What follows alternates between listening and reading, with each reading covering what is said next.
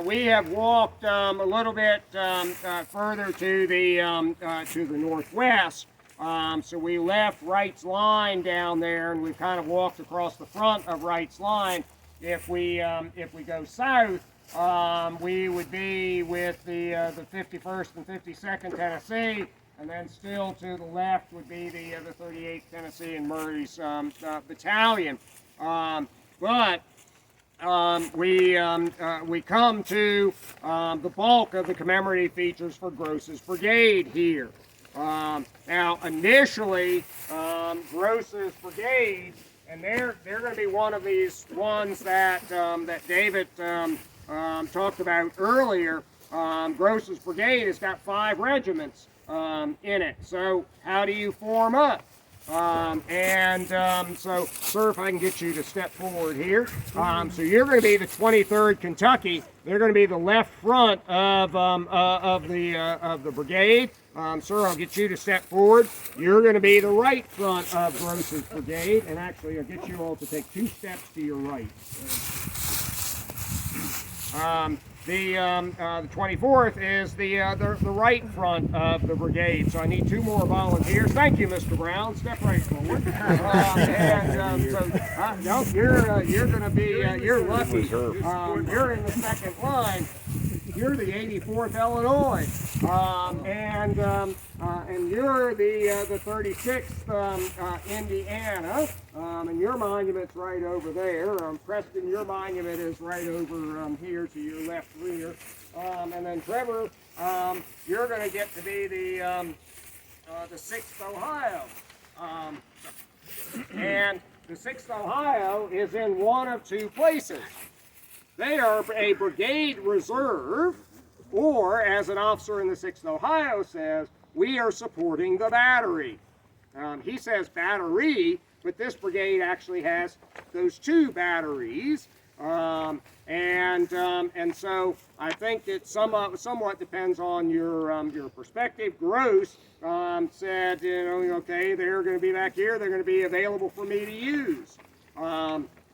They themselves might have perceived that we must be supporting the batteries because they're back there where the batteries initially were.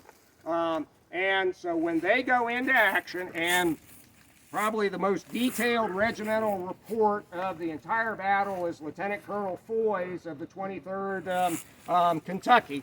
When Foy goes into action, he's the left front of the brigade. And he says that he is about 100 paces behind the right of the 2nd Kentucky in front of him, the right of Cruft's brigade. And when they go into action, they're going to wind up they're going out to the east, facing in that direction.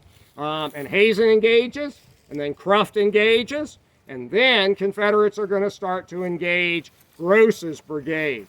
And as Confederates do, as they come around, and none of these regimental commanders make much reference really to any turn, but as the Confederate line extends beyond the 24th Ohio's right, and sadly, you've got very poor leadership.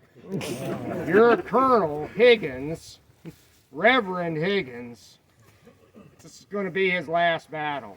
In fact, the last battle was probably his actual last battle. And your lieutenant colonel is absent, and your major is not doing much better. And sadly, this regiment is actually somewhat important in understanding all of this. And I have almost no accounts from the 24th Ohio.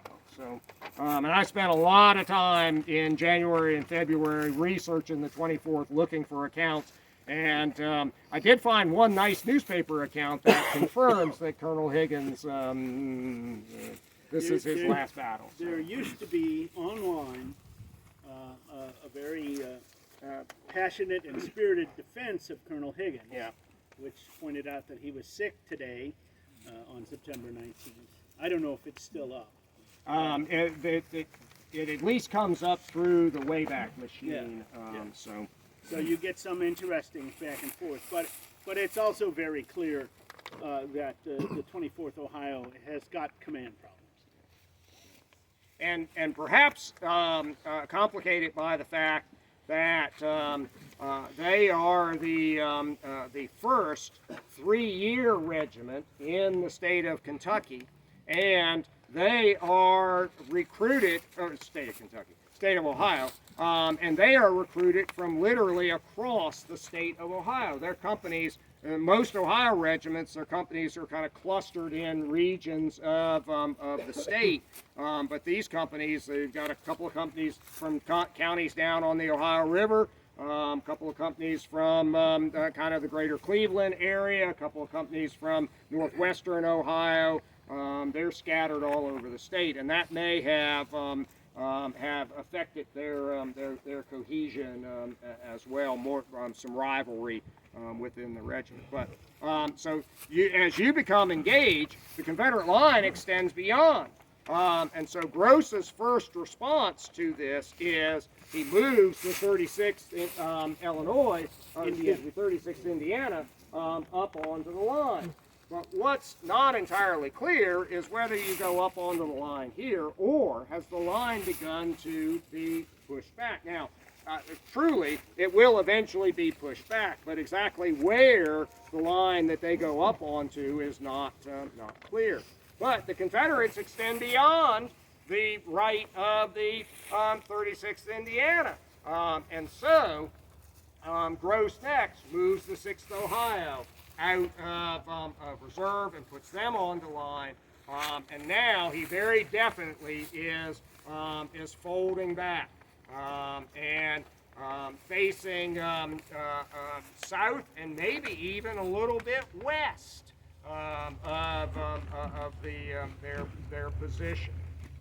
And this is pretty much how they are going to fight in this action through or with Wright's brigade. And unknown to them is what we're going to talk about in a minute. But they're going to eventually shoot up all of their ammunition, particularly over here on the left end of the brigade line. And there's a lull. And Gross is then going to send the 24th and the 6th Ohio back to the Lafayette Road to resupply with ammunition. So you all go back that, nope, not the 36th Indiana, Illinois, or 36th Indiana. But you're going to have to fall back as well because of shortage of ammunition. And as they say, this is the time for the 84th Illinois to shine. And they're going to move up and become engaged, and we'll do so until really they're kind of relieved by what we'll talk about in just a minute. And eventually part of the brigade is going to be formed on the rise here. The 23rd Kentucky and the 24th Ohio are still more off to our east there. Well, yeah, off to the east. And in fact, that's where you'll find the monument to the 24th Ohio. So again, does this represent where the 6th Ohio did most of their fighting, or where they were when they got here? Or exactly why their monument is here, and because here's the 36th Indiana's monument here, and the 84th there, but none of the accounts describe a battle line exactly like this.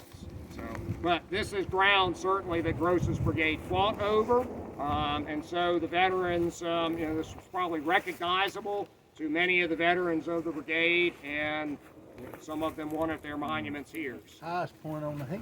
Yeah, they gotta be on the top of the. It's on the high ground. Yeah. Yeah. So. We're all up there. And one question about the monument, the musket looks different. Was it originally cement and then that's been replaced? No, it was originally bronze, just like it still is today. So. Oh, so it's And it was 1842. a cement. The monument's cement or No, concrete? the monument is stone. Stone. Yep, is granite. Granite, but the muskets. The musket is bronze, just like the state seal and the tablet on the back. It was really pretty when it started. Did they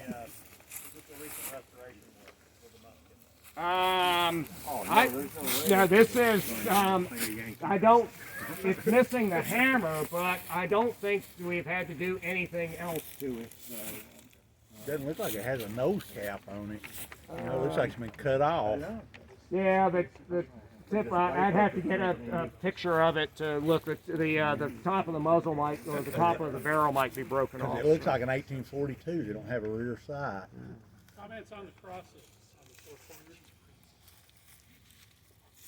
corners? Don't know why.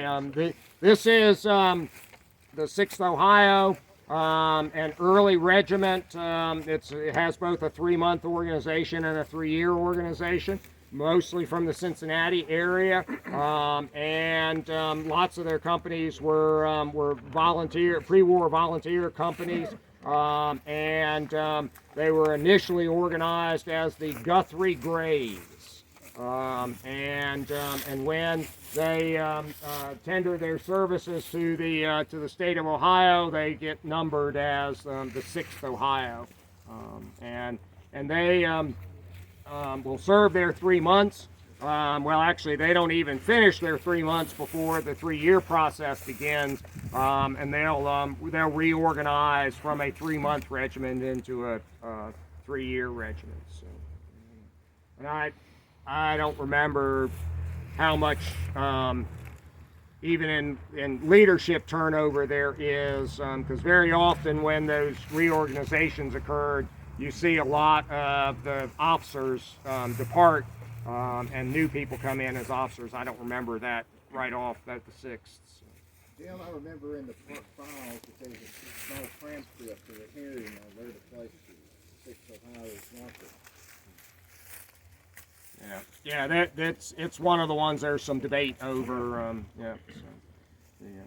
But this looks like a great place for the monument. So High ground. What other monuments come to mind on this battlefield cross? not right off. So. Probably have to go to the state of Ohio and look at their monument files that to see if they talk about the design of the monument and the symbolism. Maybe they could. It's probably just medieval. It could be just something. Just a medieval. It's a castle. firing We force. held, we defended this hill like a castle or something. Towers. They thought they were nice. Okay. Crusaders. Yeah. So where to next, Mr. Powell? So, Well, you hinted we think the surprise down the We need way. to get to Carnes. Yeah, I think so- we don't have. do we try to go straight line?